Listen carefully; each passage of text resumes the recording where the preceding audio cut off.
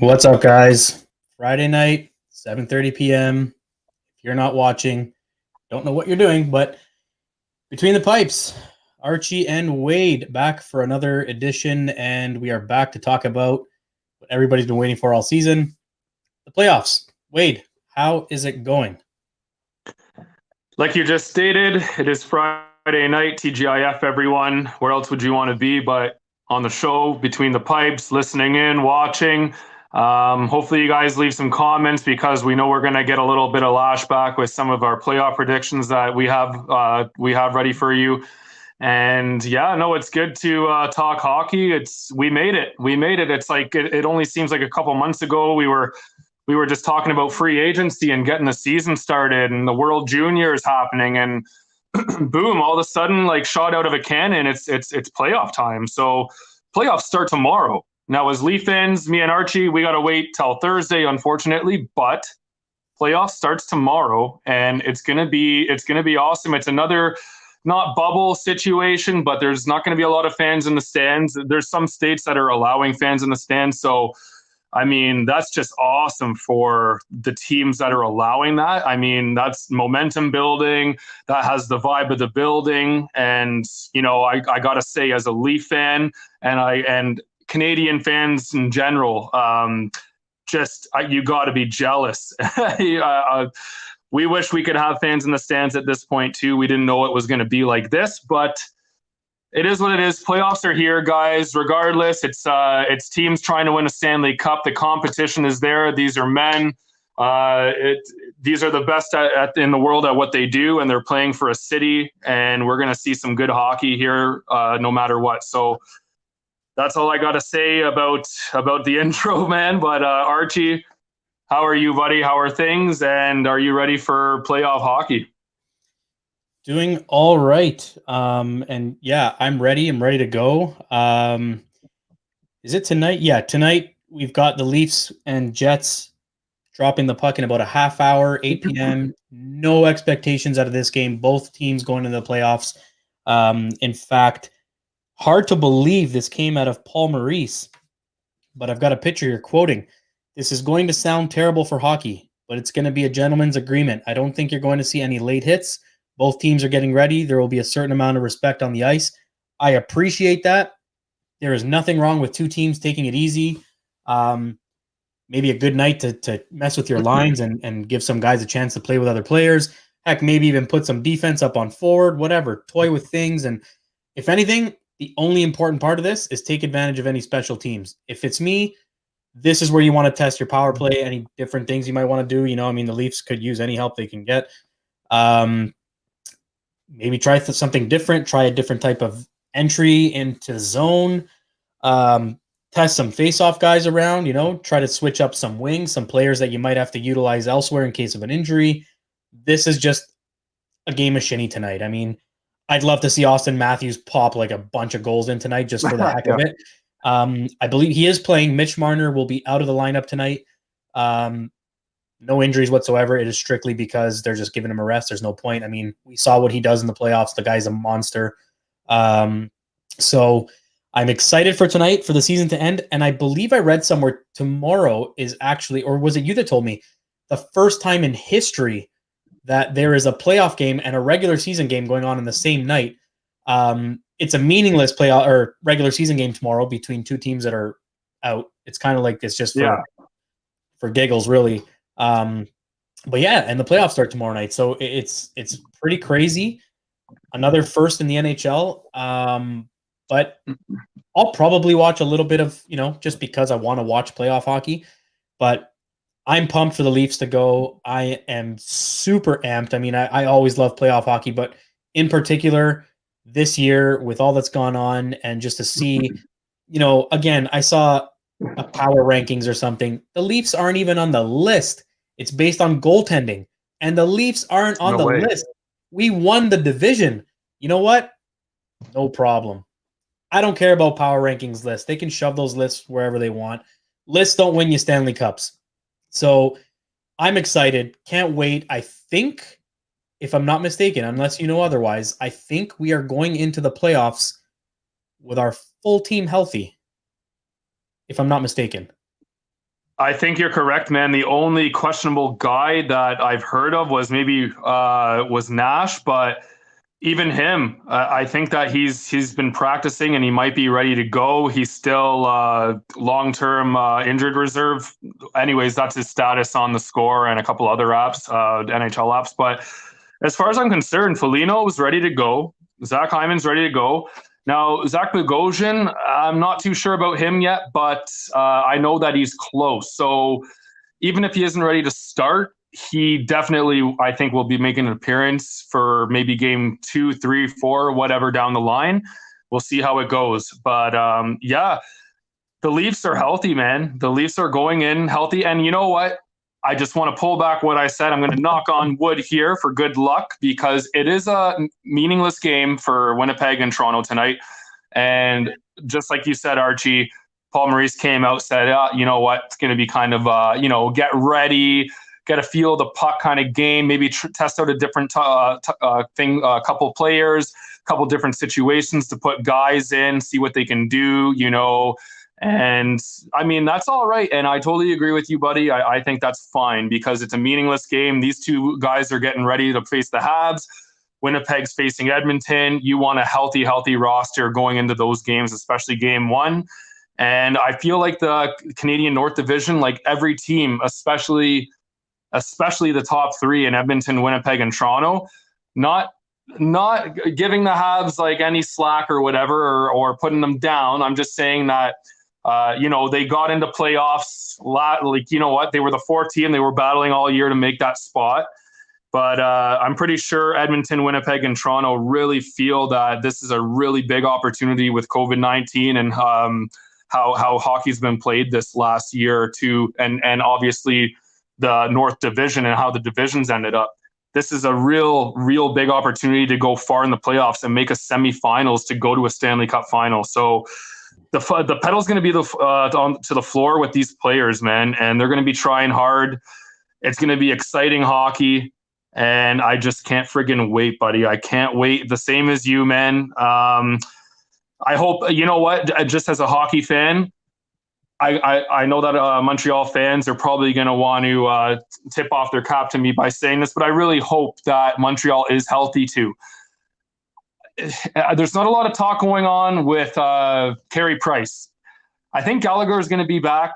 Carey Price, I'm not too sure what's going on, but Carey Price is a big part of what the Habs outcome can be in this first round or the playoffs in general. So I hope the best that the Leafs can face the Habs with full rosters, healthy rosters that are ready to go and beat the shit out of each other and battle for a Stanley Cup, because it's been since 1979 and we're just dying to see good hockey and to rekindle a rivalry and resurface what has been one of the truest rivalries and best battles going on in the NHL for over 100 years now. So we'll see what happens, man. Shea Weber, I think, will be ready. Gallagher. The big question, though, for Habs fans is Carey Price. And is Carey Price going to come in and Patrick Waugh a series versus the Maple Leafs? I don't know. As a Leafs fan, I really do believe that we can win a cup this year. That being said, I want to win a cup, and I want to go through all the adversity that we face. That being said, we're going to get into the playoff predictions, Archie. But goddamn, I'm telling you right now, I wouldn't mind if the Leafs ended up facing Boston and kicking their ass in the 3rd round to get to the Stanley Cup final. I really wouldn't mind to just take out the Habs and the Boston Bruins in one playoff sitting. And oh man, I think that Leaf fans would really have a lot of weight lifted off their chest and their backs if that were to happen. So, hey man, to be the best, you have to beat the best. Every competitor, every number 1 talented person, sports team, whatever, they know that for themselves. And I just really hope that people are healthy. Hopefully the Leafs take it easy tonight and just go out and get a feel for their legs, their sticks. Couple little things like power play and penalty kill, special team things, and that's that, man. Get ready for playoff hockey. 100%. And before we get into the predictions and whatnot, so the Leafs ended the season so far, not including tonight, 35, 13, and 7, 77 points. Again, that plus-minus goal differential of 41, which is amazing to see. Austin Matthews, where does he sit right now? He's got 41. 41. 41. Probably won't get 9 goals tonight to bring him to 50. I'd be asking for too much. Not even Connor McDavid can do that. But still a hell of a season for him. Even with injuries, he missed a few games because of that wrist. You would never think he had any issues at all with that wrist, thankfully, because, man, his release is just lethal. So I'm okay with it. I mean, we know he's been flirting with 50 since he came into the league. It's going to happen. I have no doubt it's going to happen. We haven't even seen him peak or hit his prime. This is just the beginning for Leaf fans and Austin Matthews. So this is going to be an amazing journey regardless with him. Looking forward to the playoffs as always, just because, it's playoff hockey. It's the Leafs. We've been waiting for this, like you said, since 79 that we see Toronto, Montreal, everybody stuck on 93. It would have been the Toronto, Montreal Stanley Cup final. Would have, could have. You had all kinds of people saying Leafs would have won the cup. People saying you never know. I mean, we would have gone against the hottest version of Patrick Waugh the NHL has seen. Montreal was on fire that year. It would have been a hell of a series, I'll tell you that. That was, in my time, that was the best Leafs team I've ever watched play. It would have been a hell of a series. But you know what?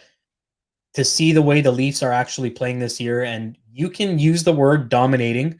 Our power play may not be as lethal as it should be. I can only imagine how much better we'd be as a team if it was. Man. You know what? I can't complain this year, man. I'm really happy with this team. I'm happy with the way they've built themselves, and I'm just going to touch base on it a little longer. Freddie Anderson, the 2 stints with the Marlies didn't go too well, letting in the early goal, 5-hole, bigger than you can imagine, and then his game back with the Leafs wasn't horrible, but 9 seconds into overtime, come on, man. Like, it's rough. Horrible giveaway by Marner there. But Absolutely. Horrible giveaway. But again, I feel like the team lacks the confidence in front of Freddie. It's a different team. I really, really hope that Sheldon Keefe does not do what I hope he doesn't do. I really hope they don't go with Freddie to start this series at all. At this point, I don't even know that he's good for backup. I mean, he's questionable at best, and I don't even want to think about a backup. I just want Jack Campbell to be between the pipes on game 1 and let it ride. Go with Campbell, see what happens. If Campbell gets peppered in game 1, maybe you consider Freddie game 2, but I would not put Freddie in game 3 no matter what the series is at. If you're going to give Freddie a chance, you do it game 2, not game 1, not game 3.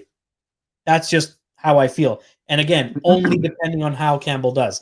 If Campbell holds his own, which I feel like he will, Freddie can enjoy from the press box. And you know what? If the Leafs were to win a cup and Anderson wins it sitting in the press box, so be it. It happens.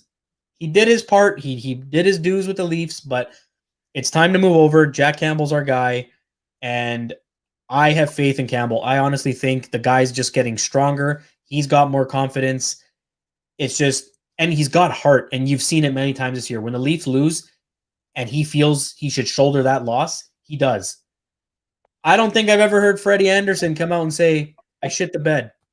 I screwed up. I should have saved that first shot in the first period, or that last shot with 3 seconds left in the period. I've never heard Freddie Anderson take accountability. So sometimes the goalie's got to step up, and you know what? When you shit the bed, you got to say it. You got to call it as it is. You should have had it. You can't always have your players come out defending you. That being said, our defense has been a little suspect this year, a little all over the place. I'd hope to see less defense out of Mitch Marner when it comes to everything this year. I mean, I love the defensive mindset that him and Matthews have, but I'd rather they focus on being forwards this year. I think we've got enough stay-at-home D-men, enough experienced D-men back there that you don't need to rely on Marner and Matthews to come back. I'd love to see them just like be scoring machines and just go. Like, never mind these 1-0 victories. Like, hit them hard, man. Right out the gate, just go. Don't sit back and try to play defensive hockey. they're going to beat themselves. And I mean, the Habs are going to come out to play. They've been injured for a while now.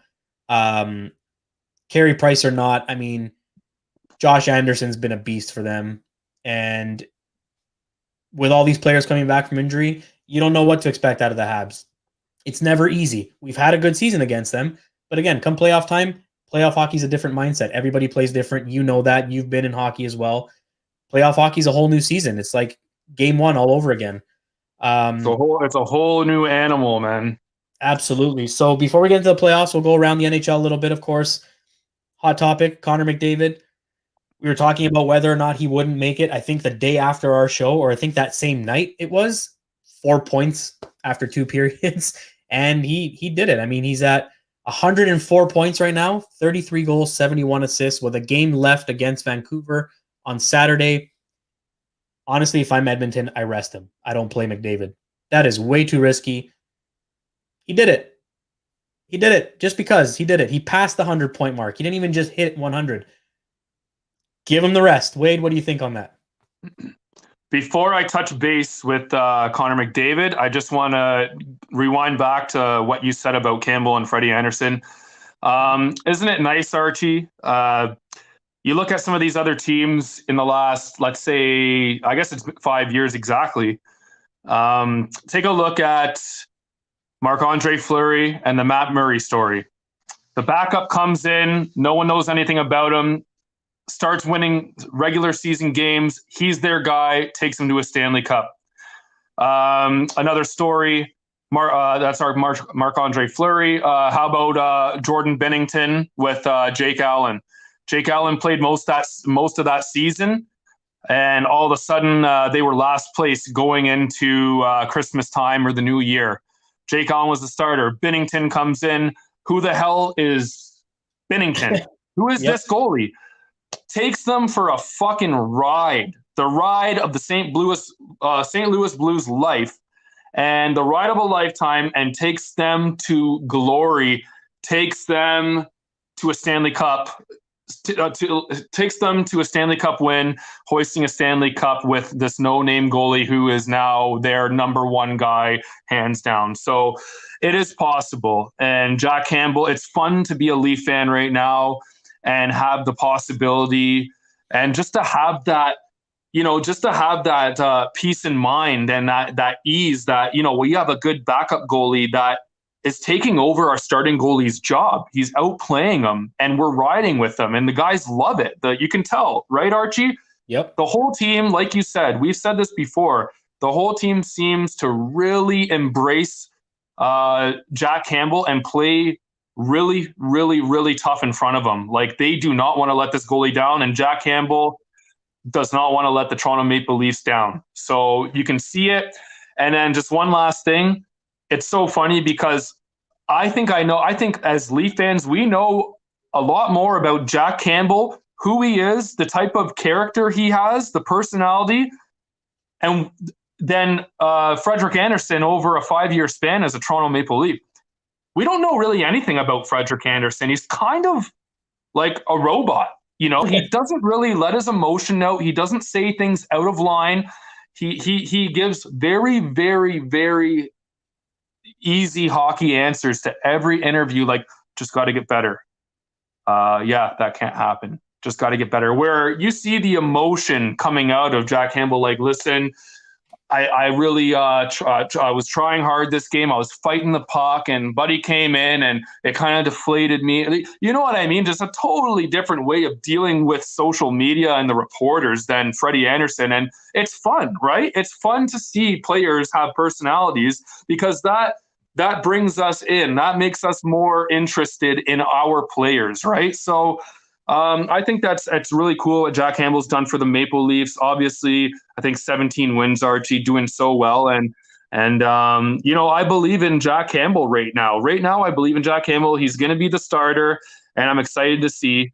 And that's that. A backup. My point was, a backup goalie can always come in the NHL out of fucking nowhere and win a Stanley Cup. So it's not far-fetched. It's not out of this world. It happens, and it's happened a couple times the last 5 years. Just saying.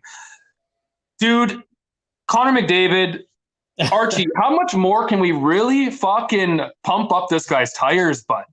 How much more do we inflate this guy's tires, man? Like this guy's, if this guy heard what me and you and the rest of the hockey world, I don't even know if this guy listens to social media because he's just like that. You know what I mean? He's programmed like that. He's been taught at a young age to kind of disconnect from social media and stuff like that and work on him, keep his mind motivated and his confidence and not worry about all the other things on the sideline. That's just McDavid. That's why players like him, Crosby, and I was going to say Ovechkin, but no, Ovechkin's a media whore. But anyways, yeah, Connor McDavid, dude, unbelievable. It's crazy that we were talking about, like, could he reach 100 points, Archie, last week? And then, bam, this fucker goes out and scores like 4 points and hits it right away.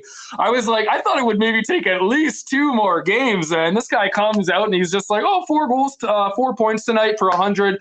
No problem. Connor McDavid, I think he's on 102 points this season. I don't know if they played their last game yet, but if anything, they have 1 more game. I think they played their last game, but they've got Vancouver on Saturday. So they have 1 more fucking game. He has 102 points. If this guy reaches 100, okay, yeah, he can't double it. 104. He can't double it because that would be 112 points. And 56, that would be 2 points per game, man. But 56 games played with 106 points is fucking very impressive too. I mean, it's already impressive. We're talking about a hockey league where Jamie Benn fucking 7 years ago won the league scoring out of 82 games with like 77 points, guys. 77 points, I think Jamie Benn fucking won the league with the scoring.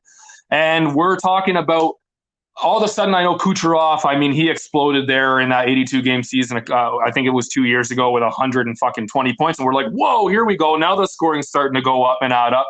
Connor McDavid in an 82-game season? I mean, I don't know. I really, like, what is that? Like 140 points projected? Like 145? This kid is something special. He is arguably he is arguably the most special talent the NHL has ever seen. Okay. And he's still young. He's a 97, guys. This guy's fucking 23 years old and he's just already ripping up the NHL. He has like 13 years of good hockey to play. 13 more years of like solid fucking NHL hockey. We're going to see some really cool shit from Connor McDavid. And it's just begun and we're already jaws to the floor in awe. What the fuck is this wizardry and sorcery that this guy brings to the hockey game, right? Like, oh man. If he listens to this, bud, his head would explode, Archie? But anyways, your thoughts on fucking Connor McDavid, man. You've been around hockey longer than I have, bud. Have you seen anything quite like this? I know you've seen Gretzky and you've seen some Lemieux and you've seen some Yager. You've seen some of the greatest players to ever play the game. Archie, up in the rankings of your thought process and what you've seen in your hockey career for watching and being a big as a fan as you are, what is Connor McDavid to you? Explain, please. I remember when Sidney Crosby came into the NHL and they were throwing around the term the next one.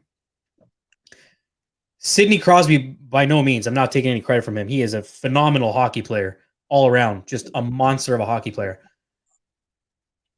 But I feel like Connor McDavid, and him being in an Oilers jersey just makes it that much better. If I had to say the next one in the NHL, hands down, it is Connor McDavid.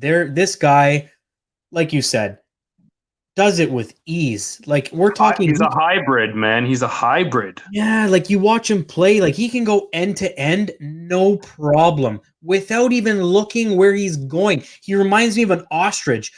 He's got his body going this way, and his face is going this way, and he knows exactly where the net is. And he'll score a goal without even glancing at the goalie. The guy is from another world. I got to see Gretzky. I mean, I didn't get to see Gretzky in his prime in the Oilers. So I didn't get to see, Gretzky win a cup. But yeah, huge Gretzky fan. I've watched tons of documentaries. I've watched tons of shows, movies, whatever you want to call it, highlights. Got to see him play in 93, and the guy was great. No questions. But again, you look at the game then, look at the game now. Would Wayne Gretzky survive in today's NHL?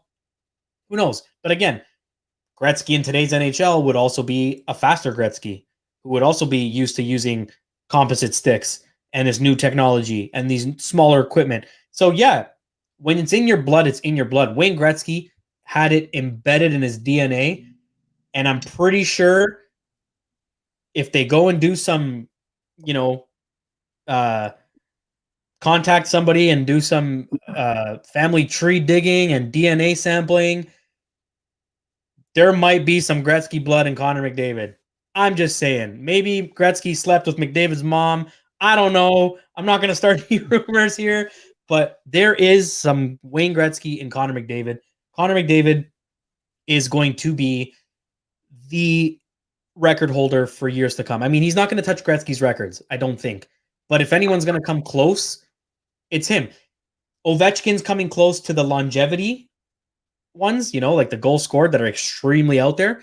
But if we look at McDavid now, like you said, 23, where's he going to be in 10, 11 years? He's still going to be playing hockey. And who knows these numbers and where they're going to be at? He's going to have insane numbers. And again, where is he? Playing in Edmonton, where this is his first real shot at the cup, in my opinion, since he's been there.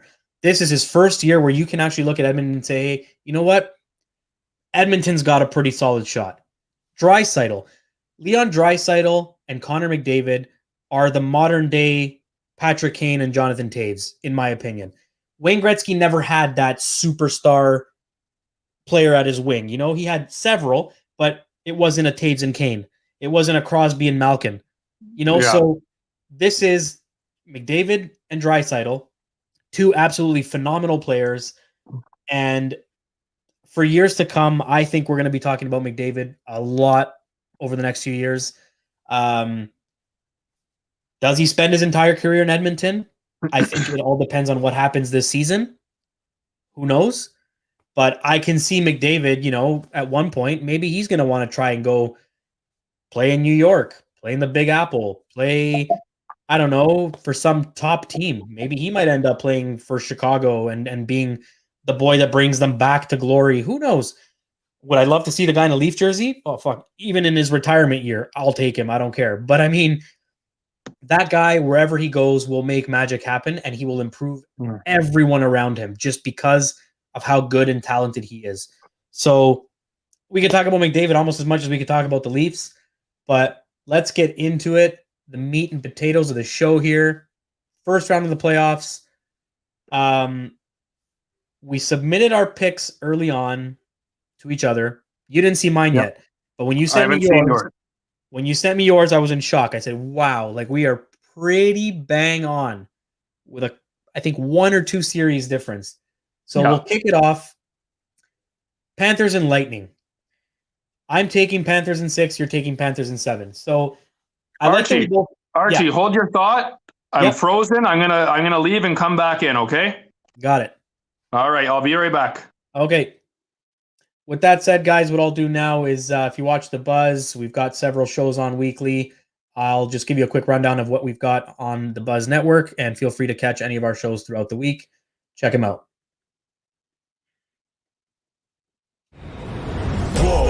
Tell them that's what we ready for. War. Tell them that's what we ready for. War. Bringing that to competitors. Till we see the confetti fall, be ready for war. Tell them that's what we ready for. War. Tell them that's what we ready for. War. Bringing that to competitors. Till we see the confetti fall, be ready for war. Tell them I'm ready, any opponent. The crown heavy and every minute is chosen. A path only fit 4 kings, and you all know what this court means. What did you enlist for? If it isn't getting more rings, then you gon' have to switch your team. Trust me, it gets more mean. I'm a nightmare going up against your dreams. First step is explosive like a bomb hit. Bet if I let it fly, I cannot miss. And you ain't got a chance at the top 10 when you getting clamped all night by your locksmith. On the block, throwing lobs for my top bigs. I'm a chef, no look with the top dish. Tie game, through the pressure as the clock ticks. Crossover, step back, hit a shot, swish. Sorry, And guys. welcome You know back. what? To anyone watching the show and Archie, they are switching up the Wi-Fi in my area. And I'm not sure when it's going down, but we just got a letter in the mail with all the residents close to me, and we are going from Rogers to Bell. Hopefully, it makes a little bit of a difference. But sorry for a little bit of the inconsistency with me going frozen or whatever. I don't know if I was frozen, but I froze up. So if I was still good to go, then it was just on my end with you guys. But yeah, technical difficulties do happen in this type of business. But here we are, and let's see what's going on, Archie. Let's visit these NHL predictions, these playoff predictions. All right, so you're good to go. So Tampa Bay and Florida. We both took the Panthers. I took them in 6. You took them in 7. Now, yeah, I'm wondering your logic behind this because I've got my reasoning too. So I'm going to say, as much as I love Tampa's style of hockey when it comes to the playoffs and their consistency and just they play hard, I feel like at some point that engine is going to run out, and I feel they've done it to themselves too many years in a row. And I believe, if I'm not mistaken, Stamkos is once again questionable. Not sure yet if he's going to play. I love Steven Stamkos, and I hate that poor guy has missed so much of the most important hockey in for the Tampa Bay Lightning. In his career too, man. In his career, exactly. Like, fuck. Exactly. So they just won a cup, and I mean, Tampa Bay's had enough to celebrate throughout between the NFL and the NHL. Yeah, and almost the Tampa Bay Rays going to the World Series finals too. Fuck. Yep. Tampa Bay's on fire. Yep. And Florida has surprised a few people this year. And I think they're going to carry that into this first round. You know, it's their interstate rivalry between Florida and Tampa. So I honestly think Florida's going to take this. What are your thoughts on why you picked Florida?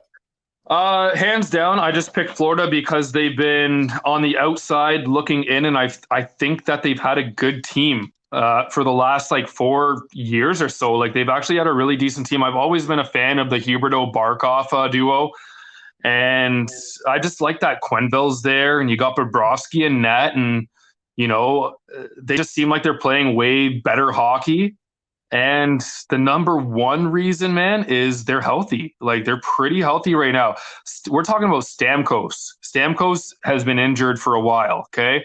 He comes back. It takes a little bit to get your foot speed. I know that he came back last year in the playoffs there. Came back. I think he played a couple shifts. He ended up scoring, and then he sat his ass on the bench because he tore a muscle on his groin or something. It was just unfortunate, but at least he could score a Stanley Cup winning playoff goal, so that was cool. Stamkos out. Kucherov injured all year, coming off a surgery, been out, comes back. Who knows how he's going to be warmed up to the NHL ice and the atmosphere? That raises questions for me as well. So you're talking about the two top scorers, and then Hedman comes out and says he's going to need surgery in the offseason. He's battling an injury right now, but he's going to play through it for the rest of the year. I'm pretty sure that's what I heard. So that being said, you're relying on Vasilevsky and Braden Point to really carry these guys. Killorn, Palat.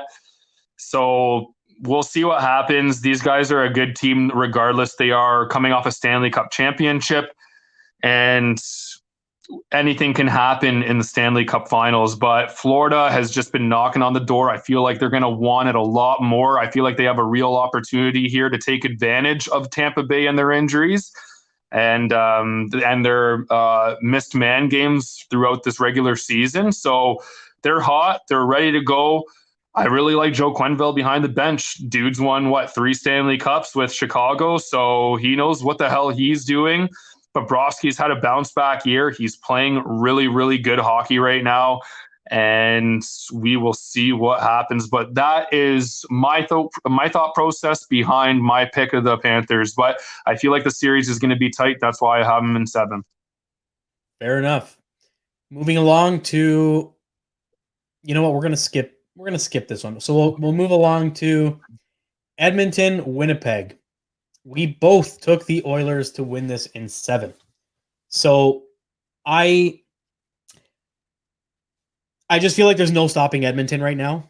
And Winnipeg is still they're a good team, but they're kind of inconsistent. They're kind of all over the place. We saw it against the Leafs. We saw it with everybody else with all the season they've had and the changes they've made to the team. They are a good team, a very good team, very talented team, very fast team. I just think because they got Edmonton, it's unfortunate, but I honestly think Edmonton's going to take them. I was also thinking maybe in 5, but I feel like Winnipeg might give them a run. I kind of want this series to go to 7. I want both teams to beat the crap out of each other and just play hard hockey. But yeah, I'm definitely going with Edmonton, and I know you did too. What are your reasons for it? My reasons on this pick here, I took Edmonton. I'm pretty sure I took it to Edmonton in 7 games, correct? Yep.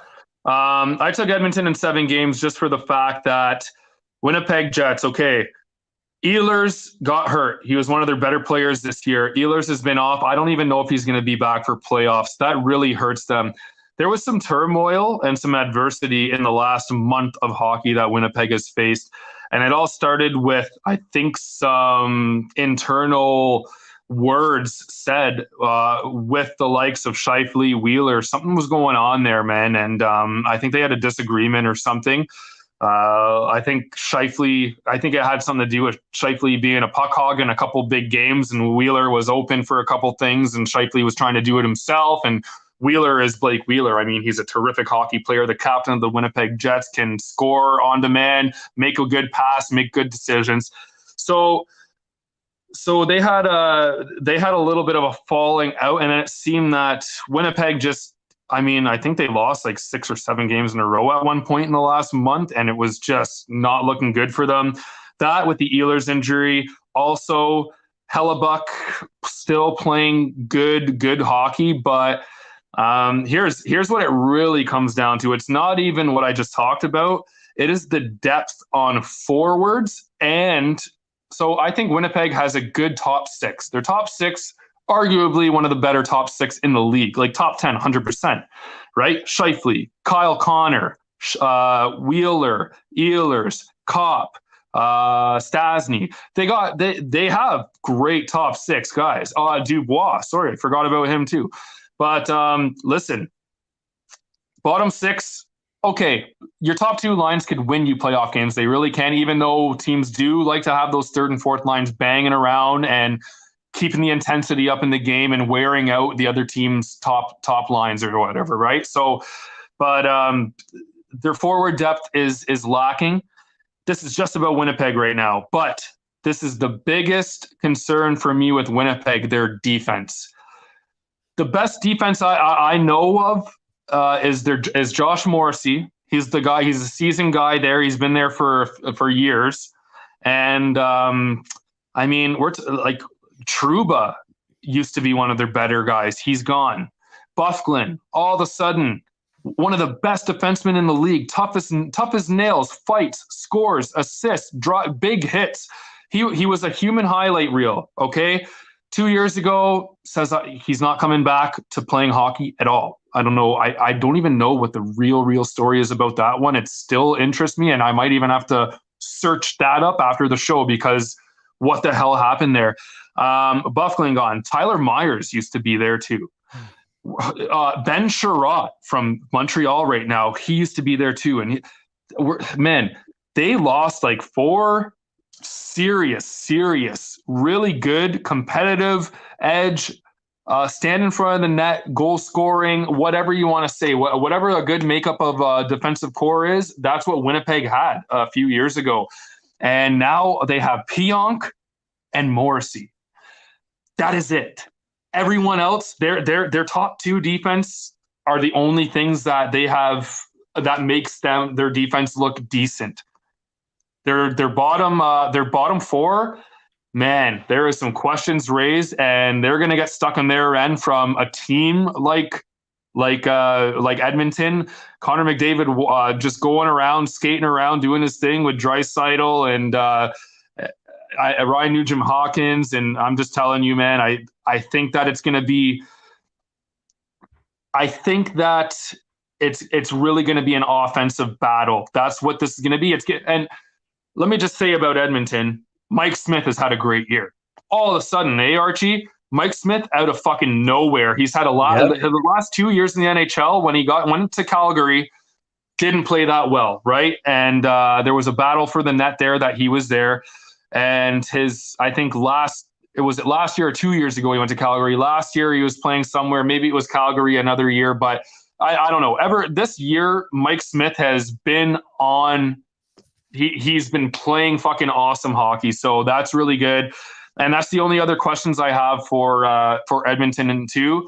I think that Edmonton's going to win just because I think they have a little bit better, more rounder team than Winnipeg.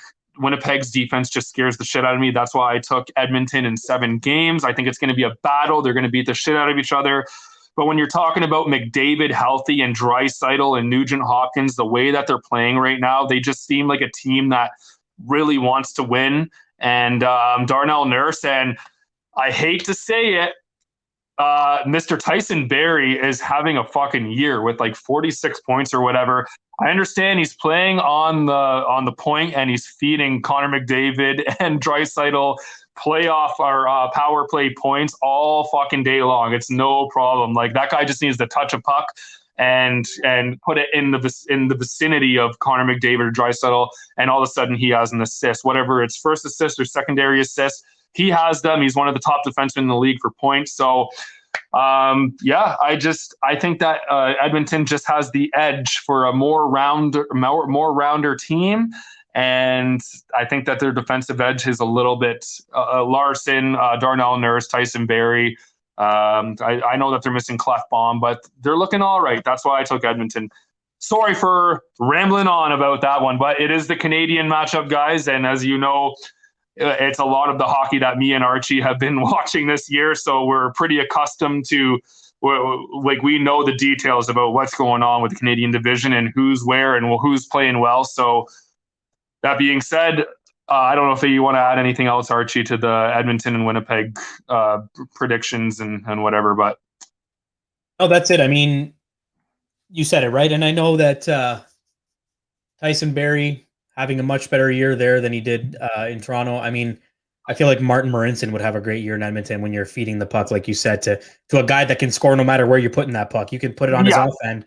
He'll backhand a slap shot, whatever. But good for him. I know that now they're talking already, is Tyson Barrie going to test the market again this summer in the offseason? I predict he's going to end up in Seattle somehow. But again, we'll discuss all that when the time comes. Bouncing back into the other games here, this is going to be a hell of a series. I'm actually really excited about this. We both took Colorado in 6 against St. Louis. Something about Colorado. I feel like last year they kind of got screwed with how things went and it just didn't go their way, but Colorado is hungry. They are an amazing team to watch. Watching them play last year was really exciting. It was one of my favorite series to watch. And again, St. Louis, I think, falls into the same category that I'm going to put the Lightning in. They've had some good, solid runs, but I think Colorado's hungrier. I think they're going to come out playing harder. And this being a first-round matchup for Colorado, I think might be one of their tougher ones if they can get through it, cruise through nicely. And I'm looking for Nazem Kadri to have a good series for them. And, everyone else in Colorado that plays hard. I mean, I think last year, I can't remember what the numbers were, but McKinnon was having a stupid playoff, if I'm not mistaken. Like, he had ridiculous numbers. And I mean, Makar is going to, he's elevated his game quite a bit this season. I think they're going to do really well. I honestly think Colorado's going to win this. And I'll actually be watching this series. Yourself? Just quickly about Colorado there. I mean, Nazem Kadri had a fucking hell of a playoffs for them last year. I think he might have been tied with McKinnon for goals scored in that playoff run. So he just went over there, elevated his game, and showed why he was a big trade to go over there, and why Colorado really wanted him. They wanted a second line center guy and a guy to play on the power play, and he did just that, and he produced for them. So, I mean, here we're talking fucking Colorado Avalanche, man. This time last year, Archie, we were comparing McDavid and McKinnon. You know what I mean? Like, McKinnon was just on another level last year, and he's just Nathan McKinnon. Nathan McKinnon, Landeskog, Rantanen, Nazem Kadri. To me, that is pretty damn scary. So we'll see what happens. They have they arguably have the best forward depth in the NHL. Grubauer in net has been playing lights out for them the last couple of years. Finally, he's healthy right now and going into playoffs. As if you can remember, they didn't have Grubauer last year. It really hurt them in their playoff run. They ended up using Hutchinson for about half a round for playoffs last year. And I think that if Grubauer was in there, there could have been a couple of more saves and they could have moved on. But yeah, Colorado is a very, very scary team, and they're rolling right now. St. Louis Blues. You're talking about a team that's won a Stanley Cup 2 years ago. Jordan Binnington's been inconsistent this year. He's still a really good goaltender. I really like Jordan Binnington, good Canadian kid. He's a little feisty. He gets in the guys' faces this year. It's been pretty funny to watch him and some of his highlights, but hey, man, losing Pietrangelo to Vegas this year was a big knock. It was the captain of the St. Louis Blues.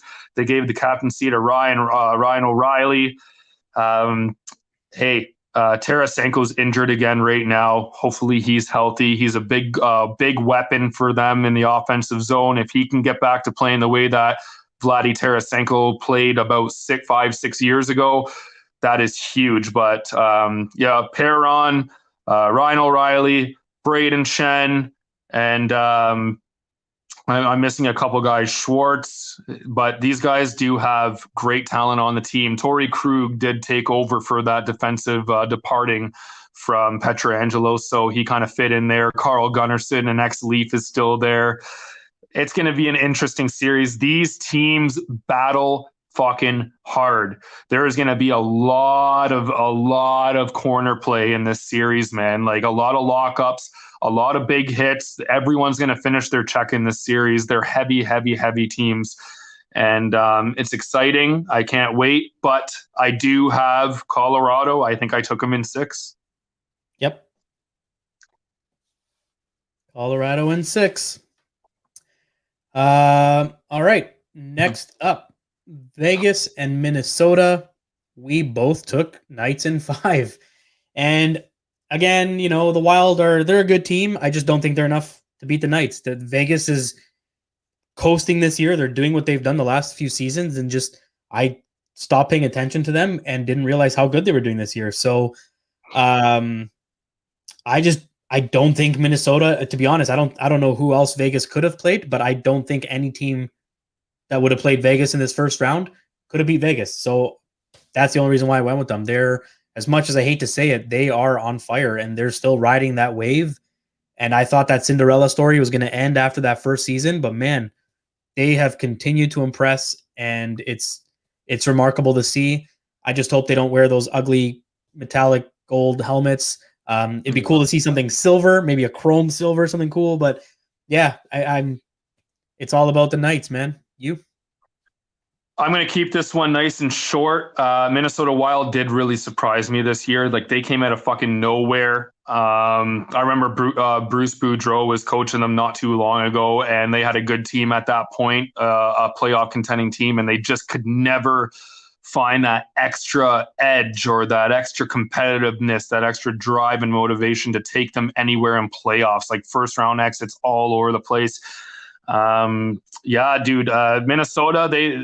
I think that they're going to play them hard. I think they're going to play well. Minnesota has a really fast team, and they got a good mix of young talent and veteran leadership on their team.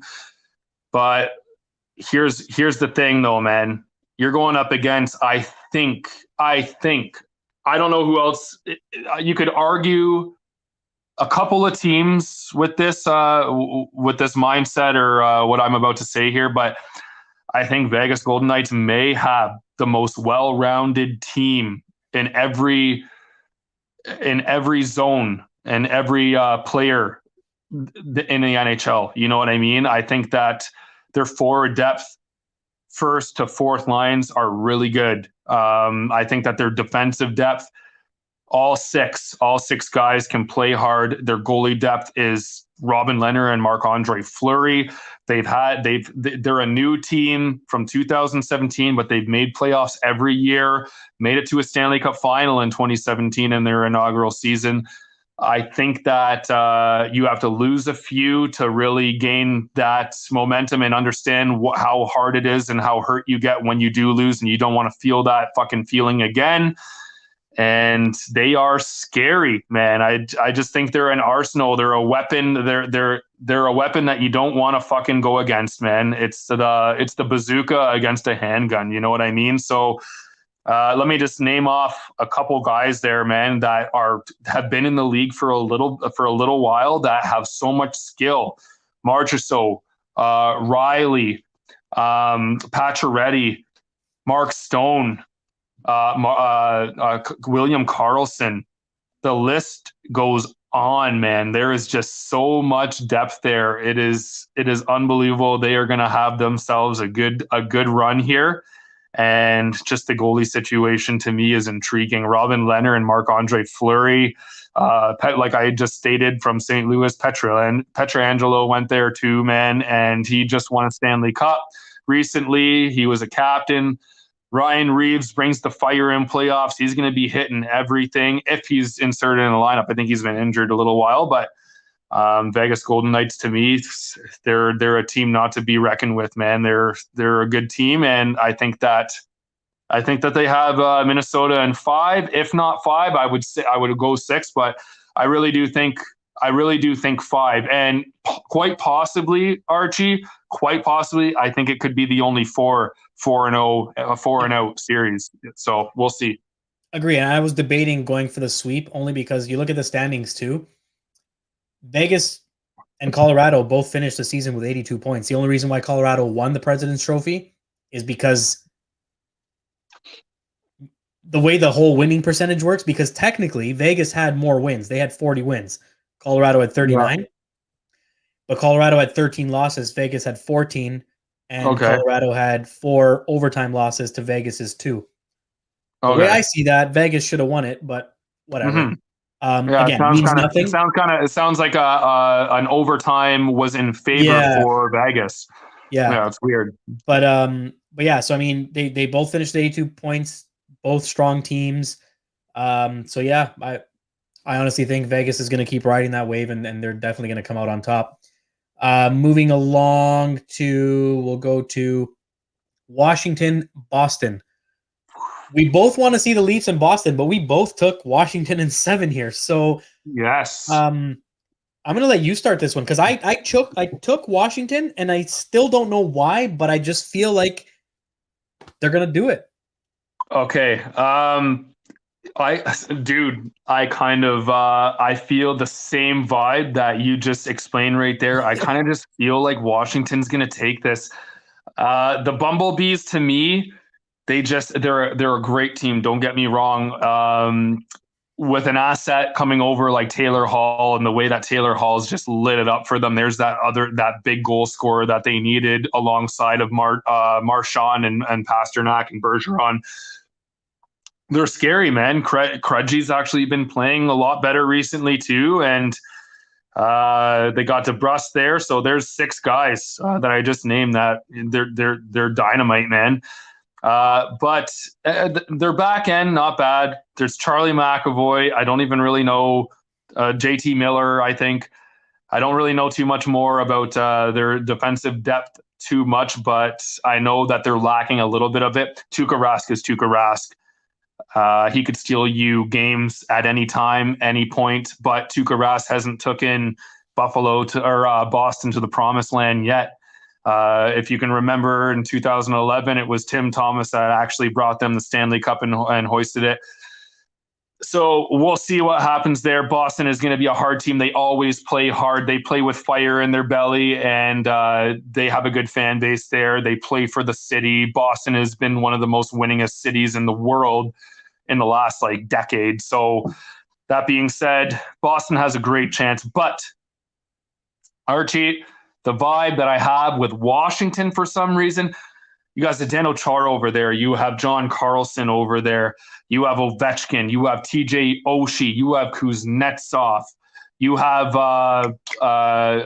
Burakovsky or whatever his name is. But dude, you have some guys over there that want to win, and the defensive depth to me is good. I think that their goalie Samsonov, he's been playing really well for them, and I really like him. So, man, I just feel like Ovechkin and Kuznetsov, and I forgot about a big guy, Nicholas Backstrom, who's just an absolute visionary on the ice, and just almost quarterbacks the power play for them too. So that being said, their top six is a great top six. I think that the defensive depth is a little bit better. Samsonov. Hey man, Samsonov stealing. Oh, we'll see what happens. What we say, hitting series outside of who was it? Colorado and St. Louis. I think this is gonna be.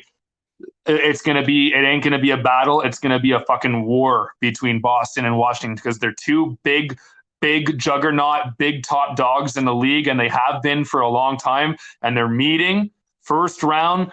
They're going to be full of piss and vinegar. They're going to be getting out the jittery bugs for the first round of the playoffs, where it's one of the best series of playoffs is always the first round, because everyone's excited, everyone's ready to go, and I feel like this Washington-Boston matchup right away is really going to just intensify the whole playoffs for us. So I'm excited about it, but yes, I do think that Ovechkin, Backstrom, and TJ Oshie and Kuznetsov and Zdeno Chara, I do think and I do believe that they are going to take out Boston in 7 games.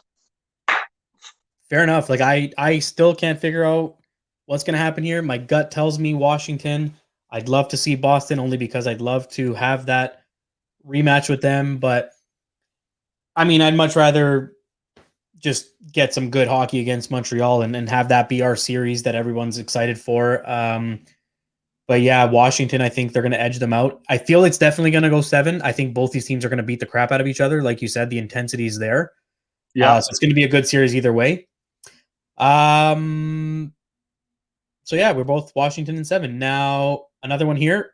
Next one, Carolina, Nashville. We are both taking the Canes in 6. Simply put, I went with Carolina only because I feel between these two teams, again, I feel they're hungrier. I feel like Nashville, just something about them in the playoffs. They remind me of the Netherlands in soccer. It's like they've got everything. They've got all the ingredients, but when it comes down to needing to win to advance, it's like they just can't do it. I don't know. I mean, maybe I'll be wrong this year, but we both feel the same way. Carolina kind of came out of nowhere this year and pretty much stayed steady. I believe they finished 3rd in the league in the standings. I'm just pulling that up to confirm. 3rd in the league with 80 points, just ahead of Florida and just behind Colorado and Vegas. So, I mean, with a plus 43 goal differential, they can score goals. Their home record was 23-5. They ended the season with 3 straight losses, which blew my mind because they could have easily finished first. Yeah. It makes you wonder what that means, because they won the division, but they could have very easily won the league, and they went with 3 straight losses. So, whereas Nashville, 64 points. I mean, they were plus 2 goal differential. They're not exactly, I feel like they're the team that kind of just squeezed in this year. So yeah, I'm giving Carolina the series. Yeah, I couldn't agree more with you, man. Nashville just has a problem with finishing, man, and getting the job done. Matt Duchene, Philip Forsberg there, Granlund, Michael Granlund. They have good forwards there, but I mean, you're talking about Carolina, who's been a steady team in the NHL for the last few years. They play fucking hard. Their defensive depth is one of the best in the NHL, man. They're so good. They have the goalie tandem with Mrazek and James Reimer, or not James Reimer. Is it? Yeah, it's Reimer and Mrazek there, right? Yep. But yeah, the goalie tandem works for them, and they're both really good goalies, like established number one starters in the NHL, and they fuel the fire for Carolina. And Carolina with Teravainen, Sebastian Aho, and Svechnikov, just they light it up, man. They're a good team. They're young and they're hungry, man. So I gave the edge to the Carolina Hurricanes too, because they just play that a little bit of that steady.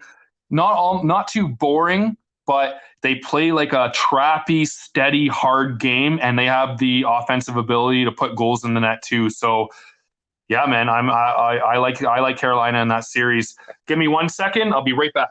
Yep. All right, guys, and again, if you're following us on social media, or if you're not, please feel free to do so.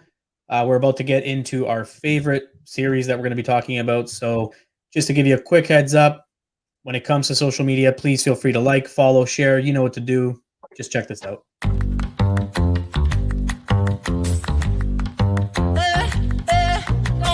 Get the Lambo car, house in the hills with the stars. Told you I'd raise the bar, told you that I'd go far. Baby, it's crystal clear. I'm not a souvenir. I'm not an accessory. I'm a necessity. So come and check me out now. I'm a necessity. So come and check me out now.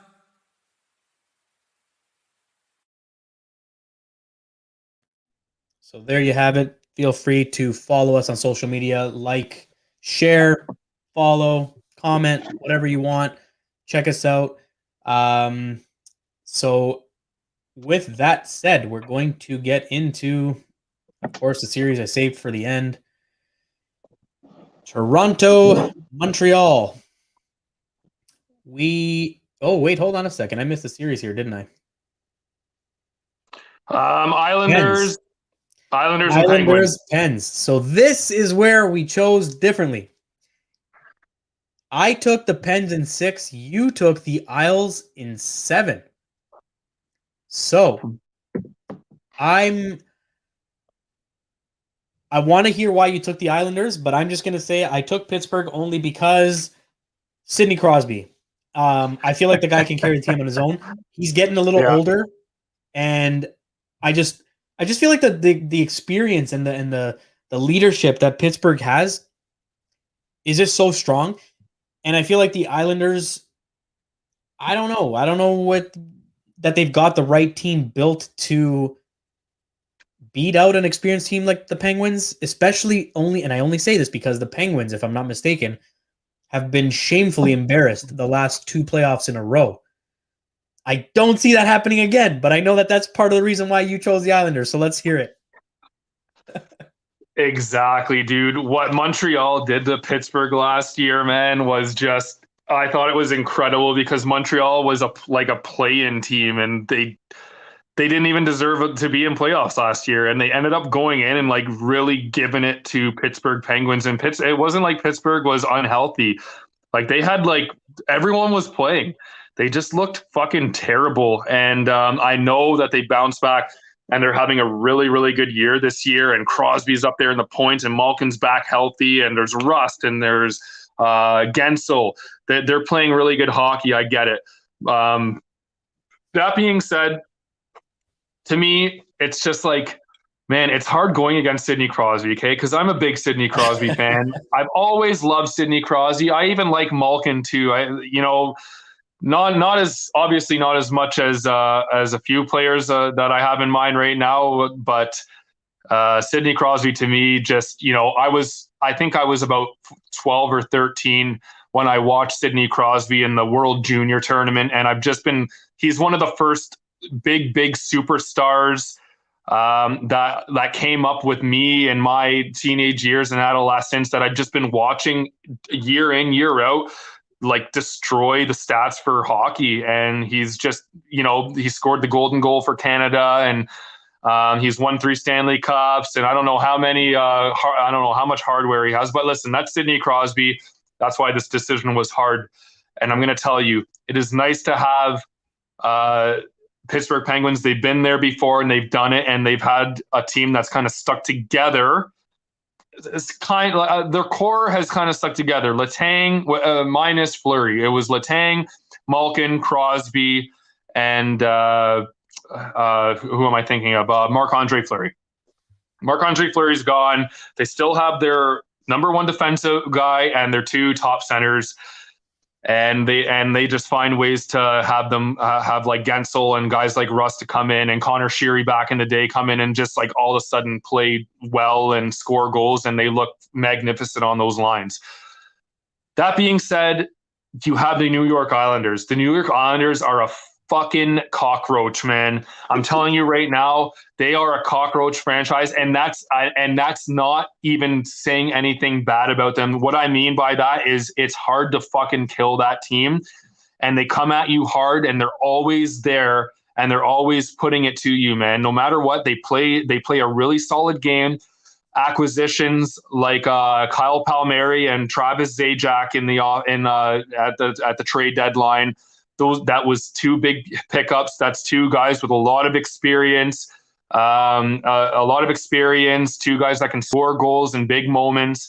And then you just have Matt Barzal there still. You have Eberle. You have I know that they're missing Anders Lee, their captain. He's done. He had to get surgery and everything, but they got Brock Nelson there, dude. The list goes on. They got a lot of forward guys, but their 3rd and 4th line, like Clutterbucks and Komarovs and guys like that, they play fucking hard hockey. Matt Martin, and it just works for them. It works for them. They're hard in the corners. They're tough to play against. Their defense is good, and I'm trying to think of their goalie right now. Who's their starting goalie? But he's good. Like who's the Islanders starting goalie, man? Is it Grice? No, it's not Grice. It's someone else. But I'm stumped. I'm looking it up. Yeah, look it up for me, please. But he's a really good goal. Is it Varlamov or is that no? Varlamov is Colorado. For the Islanders, it is Varlamov. No, you're right. It is Varlamov. They've got Varlamov. Okay, because Colorado is Grubauer, right? So they have Varlamov, who's played very fucking good for them the last few years, and was playing good for Colorado when he was there too. So man, these guys have a team, and you know what? I've always kind of compared Carolina Hurricanes and the New York Islanders and put them in the same kind of ballpark, in the same boat, because they're 2 teams that don't have the most offensive, flashy talent in the world. But when they show up to the rink, they are ready. They are like a cutthroat organization. Like they will, if you're off your game, doesn't matter if you have skill, they will run you into the ground. Like they just play that type of hockey. And another reason why I took the Islanders, because they play that way. But I also really like the head coach. And help me out here, Archie, the head coach of the Washington's old coach there. That's going to bug me now, too. The names aren't coming for me right. Huh? Barry Trotz. Barry Trotz, great head coach, man. Love Barry Trotz. And he really gels with the players. He's a player's coach, but he's a tough player's coach, right? Like the guys get along with him, but he's a guy that looks like he don't take no shit. And I think the guys really like playing in front of him. That being said, I think the Islanders have that over the Pittsburgh Penguins. The Pittsburgh Penguins have won their cups. They have 3 of them in the last 13 years. And it's almost time for a team like the Islanders to move past them. And the Islanders have actually made it 2nd and 3rd round the last few years. So that's just my opinion. That's just my thought process. But like Archie said, the reason why we disagreed on this one, and only this one in this series, guys, is because, hey, man, anything can happen in playoff hockey. And Sidney Crosby is Sidney Crosby. And the Pittsburgh Penguins are a great organization and their roster is still top notch. So anything can happen. I just think that the edge, just for the depth of the whole team, the goalie depth even, and the coaching goes to the New York Islanders. Fair enough. Yeah. And moving along to the series for us to start the playoffs. The Leafs and Les Habitants, the Montreal Canadiens. We both took the Leafs in 6. I'm not surprised we both took the Leafs. Yeah. I love that we both took them in 6. Any Habs fan, Igor, if you're watching, I'm sorry, buddy. He just sent me a message saying the Habs are winning it, of course.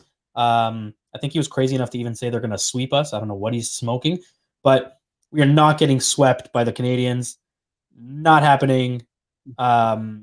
It's impossible. Sorry, I'll stand corrected. He says Habs in 7. He's calling Habs in 7.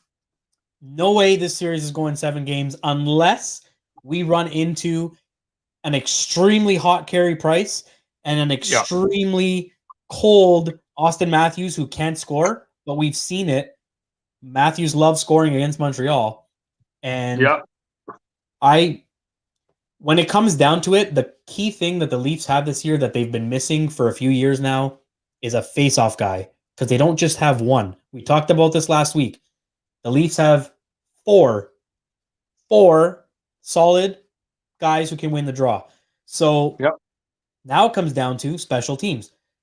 You don't want to go shorthanded against the Leafs. Even though their power play hasn't been as great as it should be, you still don't want to go shorthanded. You're going to lose those faceoff draws. When you got even Spezza on the ice, that's what he's there for.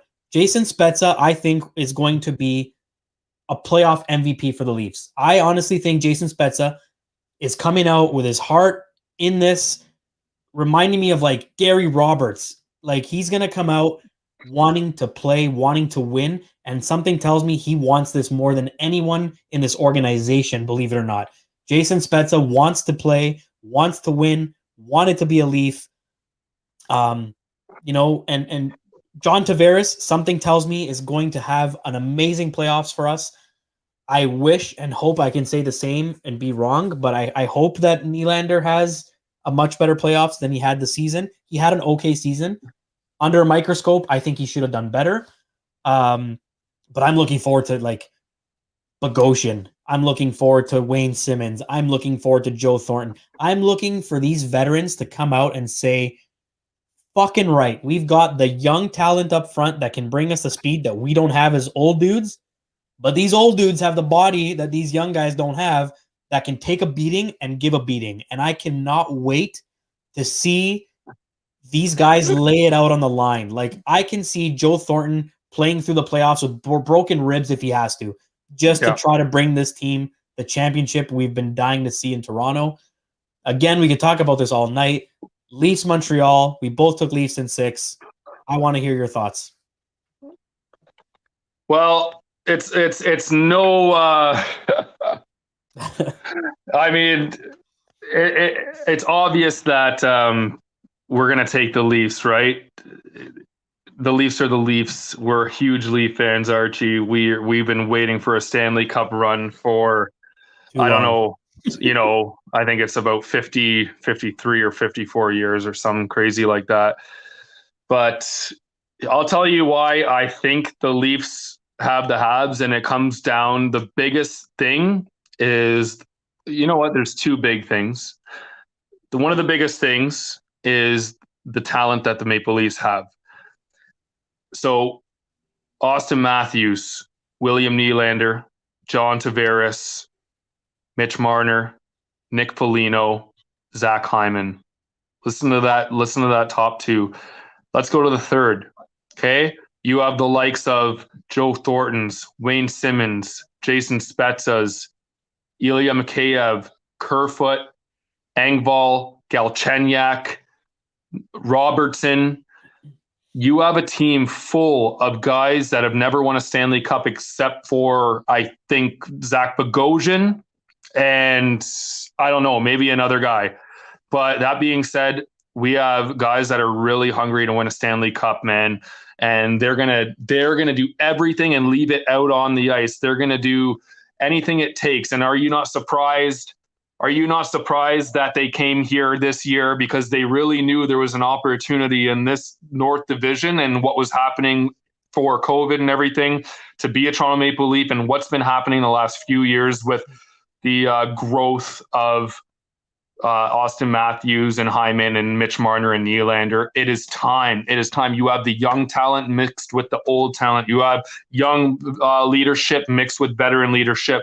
You have a decent goalie tandem, and I think Jack Campbell, I hope that he just stands on his head in the playoffs and plays the way that we've seen Jack Campbell play. Our defensive depth is there. Brody, Bogosian, Riley, Muzzin, Hall, Dermott, Sandin, the list goes fucking on, man. And I'm just so excited to see how this is going to unfold. So that's the first part. And then the second part is, man, like I said before earlier in the show, man, Montreal, I hope that they're healthy facing the Toronto Maple Leafs.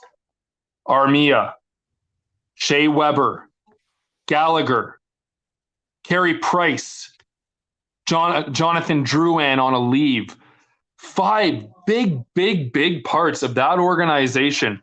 The number one defense, your captain, Shea Weber, been injured. Coming back, hopefully he's not being rushed back. We'll see. Carey Price, concussion. You know how concussions roll in professional sports nowadays. It's a very fucking serious thing. You don't want to be rushed back too fast. And I feel like Carey Price, hey, man, I feel like with the way things are going, I don't even know if Carey Price is even starting. So bring in Jake Allen. He's probably going to start. Give Carey Price a little bit longer. Hopefully, Habs fans are hoping that they can get through the Leafs to face either Edmonton or Winnipeg. But that's not going to happen. Sorry. That being said, Jonathan Drouin went on a leave. One of their more skilled guys. I know that he hasn't met his expectations or whatever, but it is what it is. Jonathan Drouin can still pop a quick goal for you. He's still got a lot of skill on the offensive end and the power play. And Gallagher, I mean, he's been off for a long time. And the poor guy, I don't know his injury history off by heart, but I know he has a pretty sad injury history. I think he has like 5 pretty bad injuries in the last 8 years of his career. So it's unfortunate because he's one of the feistier, talented, knows in your business kind of guys in the NHL, and he's still young and he's got a lot of potential to still even grow. And he is, to me, Gallagher is like the captain of the Habs. He just brings it every time. And the last but not least, Cole Caulfield.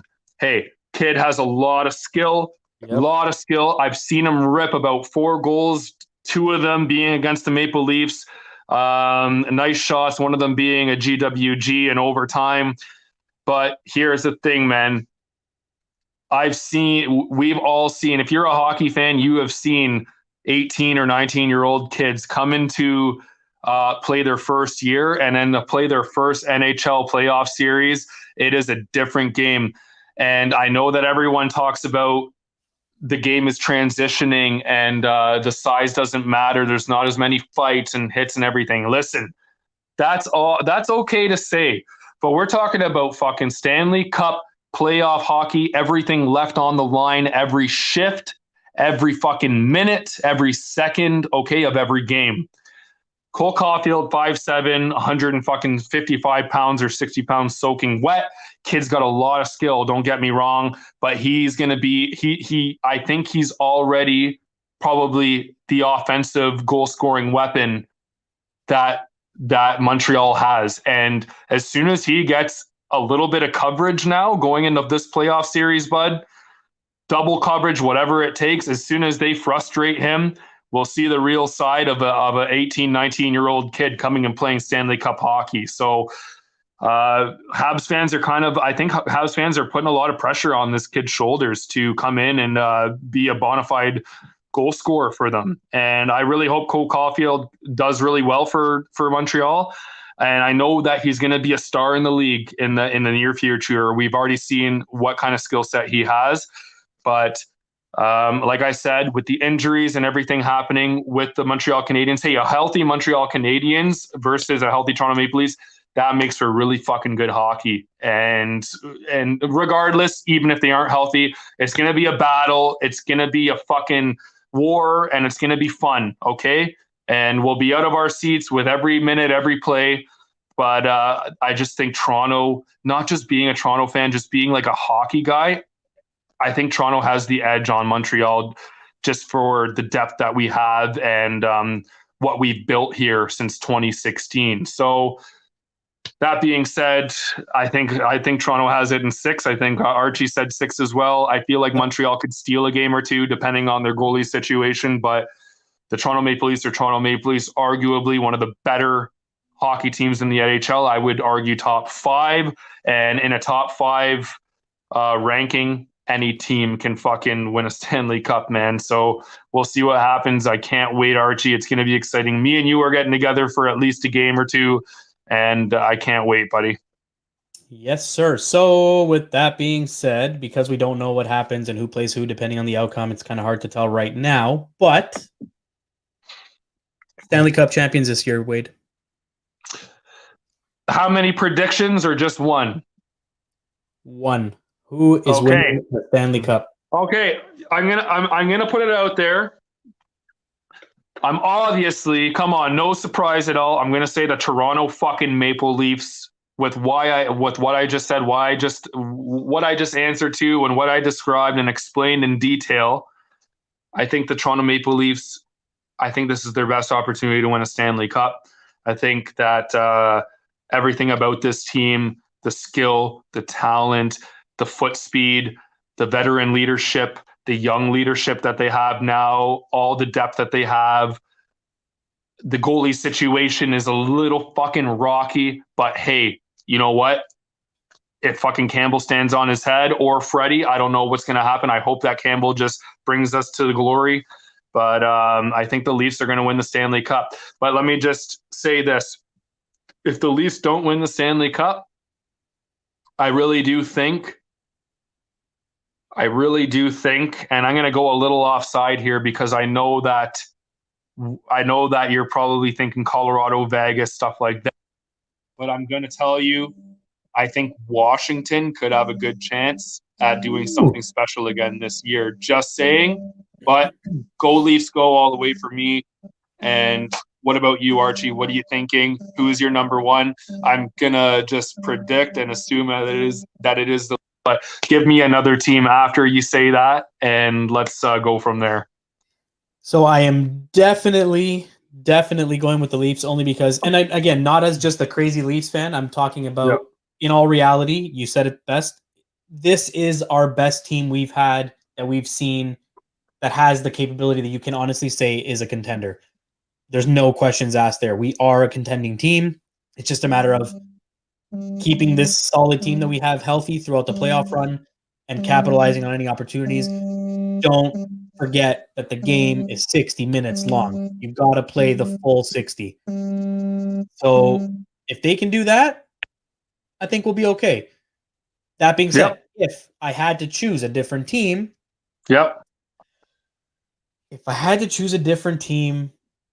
I honestly, I hate it. I hate that I'm going to say this, but it's Vegas.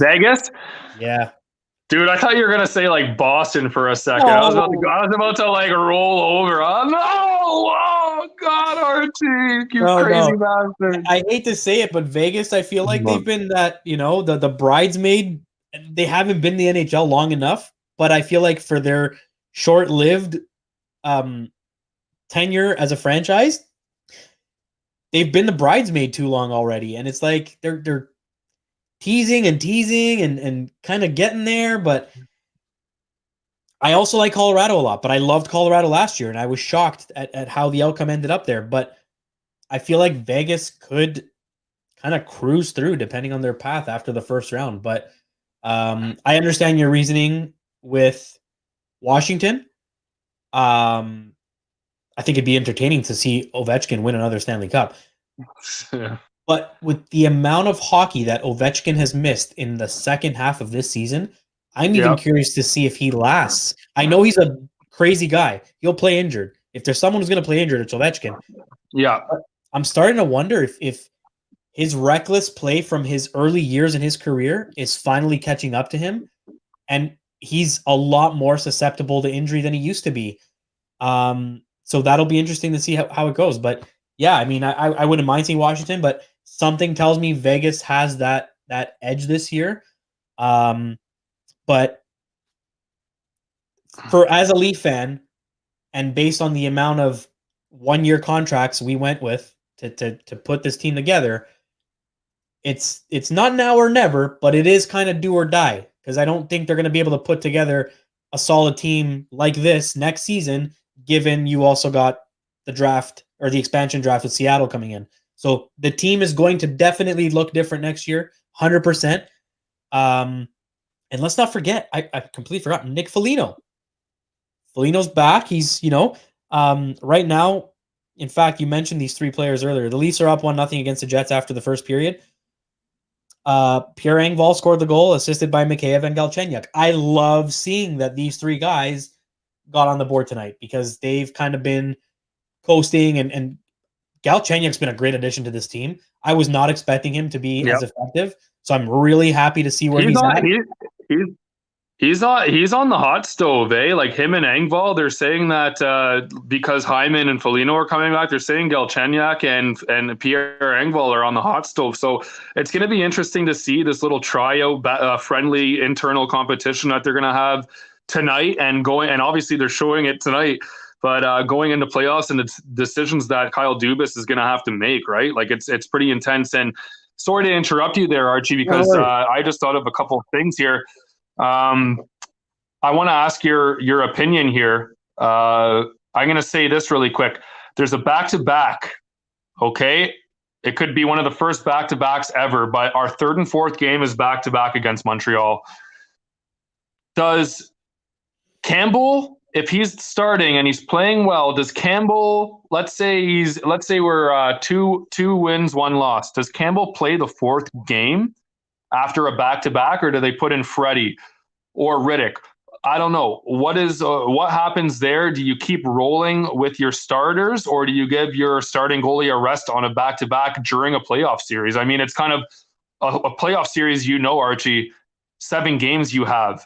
You have 4 wins that you have to get, and everything's left out on the ice. And I don't know, man. It's a huge topic in Toronto today, and probably Montreal as well. Yep. But what are your thoughts here, man? What do you do? Do you keep your goalie running hot and play him a back-to-back in a Stanley Cup final game? Or do you give him a little rest and hope that your backup comes and steals a game for you in a playoff game? Like, I don't know. So here's the thing, and I got to say I'm a little pissed off about this. So Boston series starts tomorrow, with the NHL still finishing its season with the teams that are making up. I think it's Calgary and Vancouver mainly. Yeah.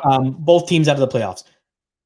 So game 1 for the Leafs is not until May 20th, which makes no sense. They could have started it now and not have them play back to back.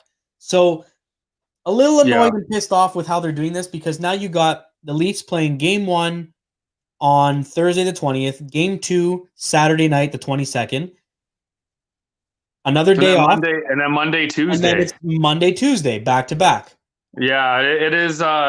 It is a bit fucking annoying and irritating that the NHL would allow that in a playoff series, right? So, well, that's exactly it. And what pisses me off more than that is the fact that they had the opportunity to allow for better scheduling, given the fact that who cares? The 2 teams that are making up grounds right now are not in the playoffs. So you could still start the season. Let them finish. Who cares? They're not being affected. But you could start the playoffs for the other teams as well. Because you look at Pittsburgh and the Islanders, no back-to-back. Washington, Boston, no back-to-back. Carolina, Nashville, no back-to-back. Florida, Tampa Bay, no back-to-back. Edmonton, Winnipeg, no back-to-back. Colorado, St. Louis, no back-to-back either. And Vegas and Minnesota, no back-to-back. Why the fuck are the Leafs and Montreal the only two teams that are playing back-to-back games in the playoffs? I don't know, man. Some fucking conspiracy shit going on there, buddy. I don't know what's going on there. It pisses me off because it's like Yeah, it makes no sense. Yeah, that's I don't really get it either, man. I mean, like you said, these are two teams battling out for second last and third last place out of the division. Doesn't matter to Montreal or Toronto in any sense, or Edmonton and Winnipeg. Exactly. But yeah, you have Toronto and Montreal playing a back-to-back game. I don't really understand. I don't understand why, but I mean, that's the schedule. It is what it is. And now the question is raised. What do you do with the backups? Do you just roll Campbell if he's playing well and let him play a back-to-back? I mean, I don't know. I mean, if you said, like you said, if they're up 2-1 in the series, I still think you got to play Campbell. He's got to get used to it because you throw Freddie in there and let's say he loses the game. Now the series is back squared at 2.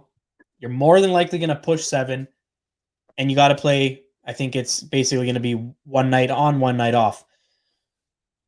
Yeah. If you're up 2-1, I say you still go with Campbell and try to put Montreal in a corner with their backs to the wall and try to take a 3-1 lead in the series. Yeah. If you're up, let's say 3-0, I'd do it. I'd put Freddie in. I'd do it. You're up 3-0. I can't see the Leafs losing 4 straight to Montreal. So you're up 3-0. You know what? Get Freddie in there.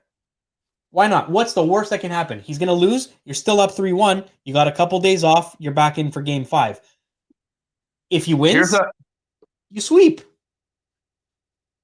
Here's another scenario, Archie, I want to quickly run you through. What happens if the first game, Montreal and Toronto, what happens if Jack Campbell gets lit up in the first fucking period and they pull him and start Freddie and Freddie stands on his head and plays a good game?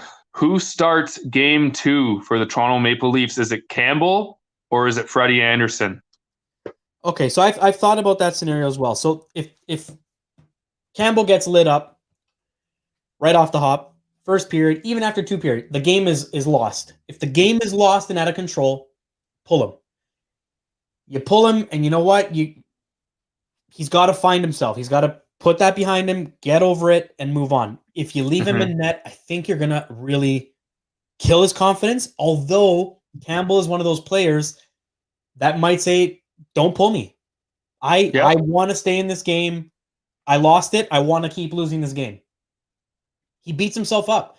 So you can admire that because, I mean, it'll drive him to want to win more, but it could also be a killer to a goalie's confidence if you leave him in there and just continue letting him get shelled.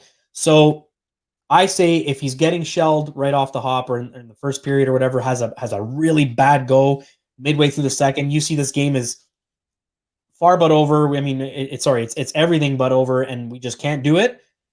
Throw Freddie in there. Freddie wins the game somehow. I feel like you maybe owe him that second game, but he won't. We know Freddie won't just because he's consistently been inconsistent this year. So coming in cold after 2 shitty, disappointing losses to the Marlies, and then coming in against Ottawa and losing that one too on a shitty, again, bad giveaway, but 9 seconds in, they didn't even have time to shred the ice between the third. It's just, I feel like Freddie's lost it. And even in his last press conference where he said he felt it early on that he had lost his game this season or whatever the case may be. I don't want to hear you admitting that now. So I almost feel like, hey, if they decide to go with Riddick on the bench, then so be it. But I feel like they're going to still carry Freddie on the bench and start off with Campbell. So, yeah, I mean, if they're getting shelled and there's no chance to win that game or come back, maybe put Freddie in there in relief and just let Campbell take it in and just realize, hey, we got 2 back-to-back games coming, so we got to figure shit out. Game 1 is very important. In my eyes, they have to win game 1. Any playoff series, you want to win that first game to have the momentum and take the wind out of the opposing team's sails. Not to say that you win game 1, you win the series, but because of that stupid back-to-back that we have in games, what is it, 2-3? Yep. No, 3-4. 3-4. So you've got the back-to-back in games 3-4. Those are going to be tough games, but they could also be major momentum shifting games. So you don't want to go into that game 3-4 down 2-0 in this series, because you might steal one, but I don't think you'll steal two in the back-to-back. So it's a good question you asked. I mean, I don't know. I don't know what to say, but I feel like, I would pull Campbell and get Freddie in there just to get him some ice time in case he has to go in case in case Jack goes down with an injury. You got to still rely on Freddie. So, but I still hope they start Campbell. I think he's your starter. He's your go-to. Keefe hasn't said anything yet. I don't know if he's going to say anything. I know they like to keep things kind of under wraps until you see them on the ice. But yeah, I'm still extremely disappointed that the Leafs and Montreal are the only two teams playing this ridiculous back-to-back in a playoff series. In the playoffs. It makes no sense to me, especially because both teams are done. Like, the Leafs are done tonight. That's it. They're done. So why are we having to wait? I don't know. It makes no sense. But so that's it. I mean, for our playoff predictions and stuff, but I do want to. So really quickly, I just want to say I totally agree with you, Archie. I think that you still start Jack Campbell in the second game, but Jack Campbell is going to have a very short leash in that second game. Yeah, but I still think even if he somehow, we're just talking about a scenario. Yep. If he gets lit up by Montreal in the first or second period, and we're down a couple goals or whatever, and he just does 3 goals and 7 or 8 shots or some shit like that, you pull him, you start him game 2, and there's a very short leash. And hopefully the leash doesn't need to be tightened, and he just and they let him loose, and he plays on his head. So we'll see what happens. But I just want to say one last thing, because I know that we're closing it out shortly. But man, I this COVID-19 and just being a lockdown where we live right now, and not being able to really have this rivalry between the Leafs and Montreal at its best. I mean, I would love to go to Montreal for one game and go to a bar there, or potentially have tickets to go to the Bell Center and watch a fucking game, because this hasn't happened in my lifetime and well before my lifetime. So, it just sucks that we're dealing with this. It is what it is. It's a pandemic, and it's still very real around here. But it's just, man, it is sad that we have to deal with this. And Maple Leaf Square, guys, if you don't know, the Maple Leafs have a huge flat screen TV outside of Scotiabank Place, and the Toronto Raptors, they share it. They call it the Jurassic Park. And, thousands of fucking people gather there, and they watch the game, and you bring your beer, and it's almost like a huge tailgate. We're all watching this TV, celebrating. And that's just not going to be it this year. And we can barely have more than a couple people hang out with us. So it's just taking away a lot of, it's going to be competitive hockey. A Stanley Cup is a Stanley Cup, and every team's going to have to go through it. I just hate the fact that there's no fans in the stands for the Leafs too. And in the States right now, good on you. Good for you guys, for some of your states that are opened up, that you can have guys at your hockey games, like the Vegas Golden Knights or Nashville. I've seen lots of fans in the stands cheering the team on. And God, I miss that vibe. I miss it so much. And I wish I could go to a game. And I feel for players like Joe Thornton and Wayne Simmons and Nick Foligno, these first-time Maple Leafs that could potentially win a cup this year, and not have the presence of 22,000 people in the stands and 10,000 people outside the stadium or the arena watching and cheering, and the thunder that you feel when the Leafs score, and all the bars going nuts. And my goodness, it's just what a weird time. What a weird time in the world for hockey and sports in general, and especially here in Ontario, where me and Archie live. And I'm just expressing it's just a really kind of a crappy thing that players have to deal with in Canada, and fans have to deal with still. So just throwing that out there. If you're from here or you're from Canada, I feel your guys' pain. I know we're all hockey fans and we love it. and the passion unites us. It's in our blood. It's a way of life here for us, and it just sucks that we can't enjoy it the way that we're used to enjoying it, right? So, but don't worry, we're all in this together. We're all watching. We're all feel the unity. And like I said, enjoy this. And it's going to be competitive, good hockey. And it is for a Stanley Cup no matter what. Like, there's going to be a Stanley Cup one this year. And I can't fucking wait. It's going to be exciting. It's going to be entertaining. And let's go. Go Leafs, go.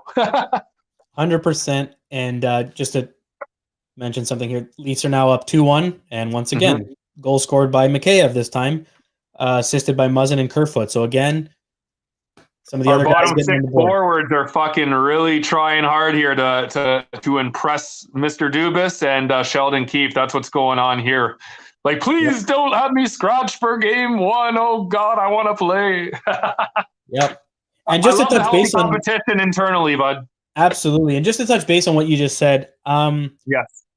it sucks. It really does suck for anybody watching the US. You guys are kind of slowly coming back into the reopening of things and life returning to somewhat of a new norm, and, you know, fans allowed in arenas and being able to attend events and stuff like that. Man, that being said, I gotta say, if the Toronto Maple Leafs were to make it, now they haven't even decided yet on what happens here. If the Leafs make it beyond playing in Canada, the North Division, what happens? Do they get moved? Or do they still play out of Toronto? I hope, for the sake of this city and for the sake of the game and the sport, that they continue to treat it the way it is. Give the exception. All players have now been vaccinated. I'm pretty sure the Leafs all got their first shots on Sunday. Not that that's a preventative, but at least let them play in their home city. Like, you can't, Gary Bettman, you better not move this team to Buffalo or some shit, because we know Buffalo needs hockey because they don't have a hockey team. They've got a shit show. But if you move this Leafs team anywhere but Toronto to finish out anything beyond round one, I'll be pissed. A lot of people will be pissed. In addition to that, if they do leave the Leafs in Toronto, allow them to play their home games here, Mr. Prime Minister or Premier Ford, whoever the hell's in charge of this shit, John Tory for the city, you better allow people to congregate to watch this team, especially if they make it to the Stanley Cup Finals. I don't think anybody's going to give a shit what status we are in, red zone, gray zone, blue zone. We're going to be a blue zone. There is not going to be circles. You want to draw circles in the fields and get people to stand in circles, whatever, you better get ready to draw millions of circles throughout the city, because there is no way in hell that people in Toronto are going to sit at home and watch the Leafs potentially win a Stanley Cup or get to the finals and watch in their basements or in their living rooms or in a bedroom or alone with one family member. No way. The Leaf fans are going to get together. Scotiabank Arena, whether they play it on that screen or not, biggest mistake they're making if they don't. But if they don't, I guarantee you someone somewhere is going to rent a huge-ass truck, bring a projector, figure it out. Drive-in theaters, they can do them there. Whatever the case may be, figure out a way to make it happen. Because if the Leafs are able to get to that point, and they did this last year during the playoffs, a couple of drive-in theaters offered to drive in, watch the game in your car. You're isolated in your vehicle, hopefully responsibly. Don't drink. But you got to allow people to get together. COVID is here. It's not going anywhere. Not this year, not next year, probably not for the next foreseeable future. The Leafs' chances of winning the Stanley Cup are now. There's no way that people are going to stay home and say, okay, while the rest of the world continues to move on, Ontario keeps working at this pace of a turtle, trying to find perfection that doesn't exist. I hate to talk politics. It pisses me off, but I feel like it needs to be out there. I'm not going to follow no quarantine bullshit, and I'm not going to follow no lockdown shit. If the Leafs get to that point, and if the hockey gods are listening, if they bring the Stanley Cup to Toronto, I'm sorry. I'm going to Toronto. I don't even live there anymore, but I'm going to Toronto. I'm going to Toronto to celebrate with the millions of other people that I guarantee will pour onto the streets to celebrate, because you can't keep people inside anymore. This lockdown shit is getting out of hand. Nobody else is doing it. Just life has to go on. At some point or another, life has to go on. And if we mark it with the beginning of that being the Leafs winning the Stanley Cup, so fucking be it, because that's what it should be. That's So my you know rant. what? You know what our alternative plan is here, Arch? We're gonna have to fucking fly to the snow. We're gonna have to fly with all the Canadian snowbirds to Florida, and we're gonna have to fucking go there and celebrate there instead, bud. That's the plan.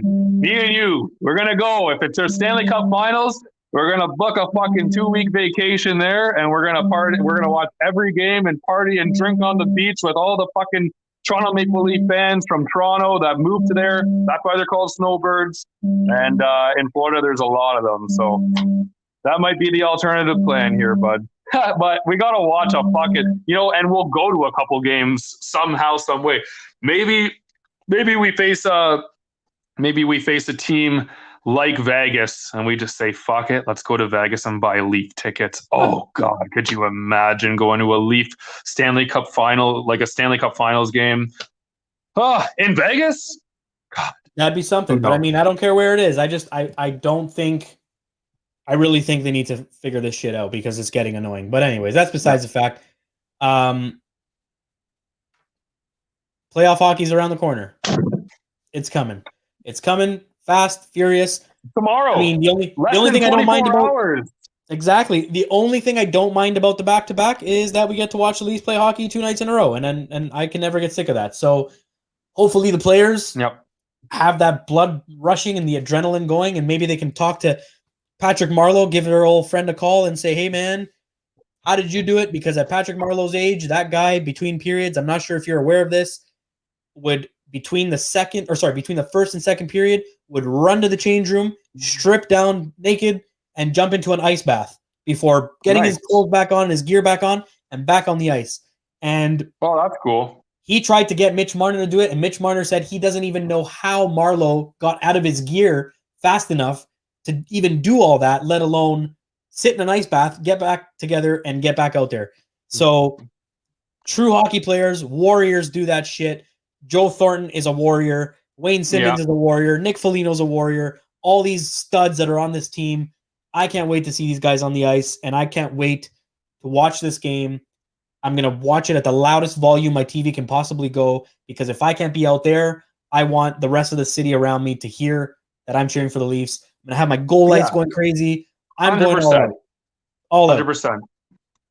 We're a big Leaf family over in Toronto, guys. It's you can see a stranger that you never met, and he's like your best friend as soon as you have blue on and a hat, and it's like you've known each other forever. It's just insane, man. It's everyone's on the same page. So absolutely, and you said it. It's the passion that unites us as a country, as a city, as a province, everywhere. We love the game, and it is what it is. So go Leafs. I'm probably going to go watch the rest of this game just to see how they do. I'd love to see Matthews get a couple goals, hopefully.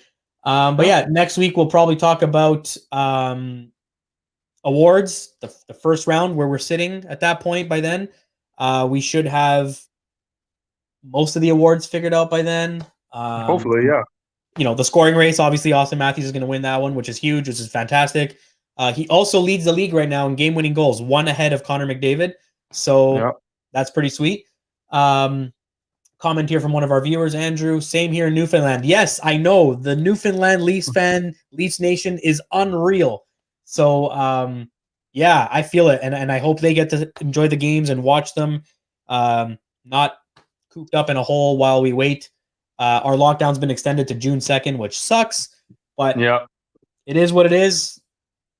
Life is important.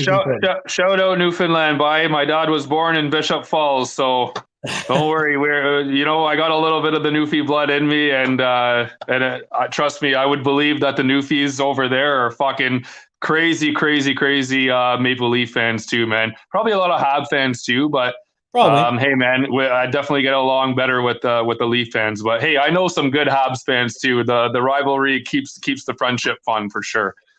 Absolutely. So with that said, guys, thanks again for tuning in. Thank you as always every week. We appreciate you for watching, for following, for commenting, for joining us. Playoff hockey. It's here. Get ready. Go Leafs go. Wade, any last words? TGIF playoffs start in less than 24 hours. Playoffs is here, man. The weather's starting to get nicer. I'm excited, man. Let's get on this roller coaster, strap in, and see where it takes us, Archie. It's going to be fun. Yep. And with that said, before we let people go, just because these things just give me the chill sometimes, share something with the fans, with anybody watching, and even just for us, just to watch. Where is it here? Right here. We'll close this off with our final video for the, I guess you could say, for the postseason. Just gonna bring it up here. Just a little something to get people going and ready for all the hype.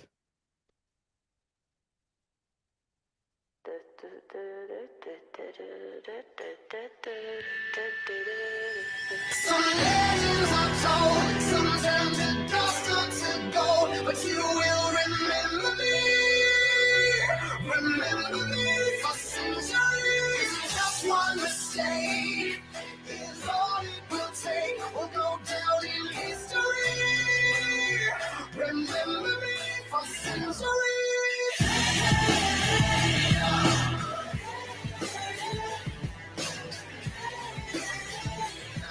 Remember me for centuries. Mama taught my teenage dreams. No, it's nothing wrong with me. The kids are all wrong. The stories are wrong. Heavy metal broke my heart. Come on, and let me in. Bruises on your thighs like my fingerprints. This is for to match the darkness that you felt. I never meant for you to fix yourself.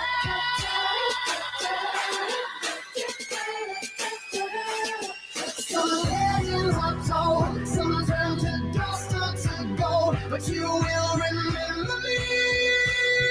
Remember me for centuries. Just one mistake is all it will take. We'll go down in history. Remember me for centuries.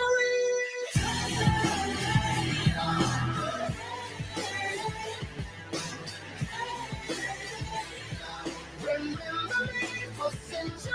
Can't stop till the whole world knows my name. 'Cause I was only born inside my dreams. Until you die for me, as long as there's a light, my shadow's over you. 'Cause I am the opposite of amnesia. And you're a cherry blossom, you're about to bloom. You look so pretty, but you're gone so soon.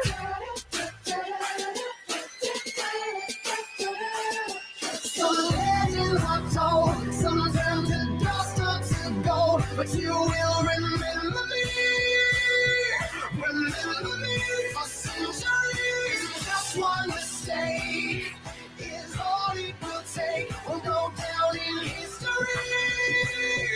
Remember me for centuries.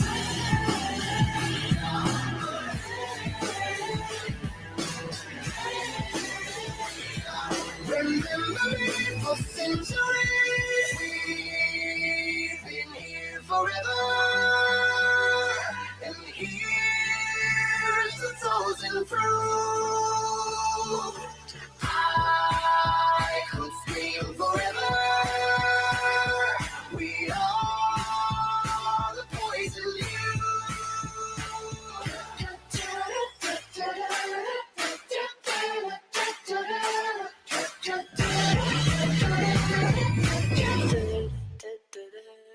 Some legends are told, some turn to dust or to gold, but you will remember me.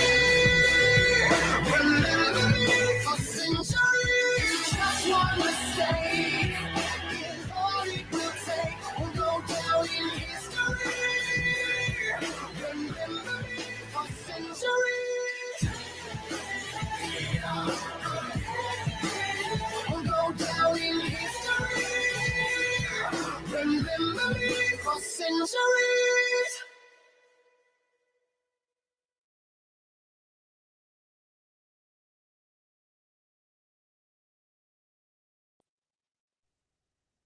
I get chills watching those hype videos, man. It's incredible. If that didn't get you ready, it got my blood flowing. I don't know about you.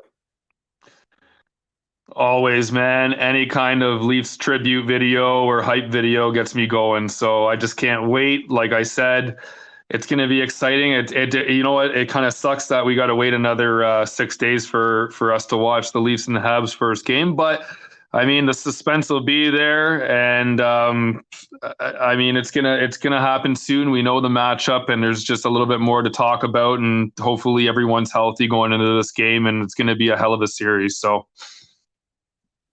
Absolutely. So, guys, once again, thank you for joining us on behalf of myself and Wade. Thanks again, and we will see you guys next week.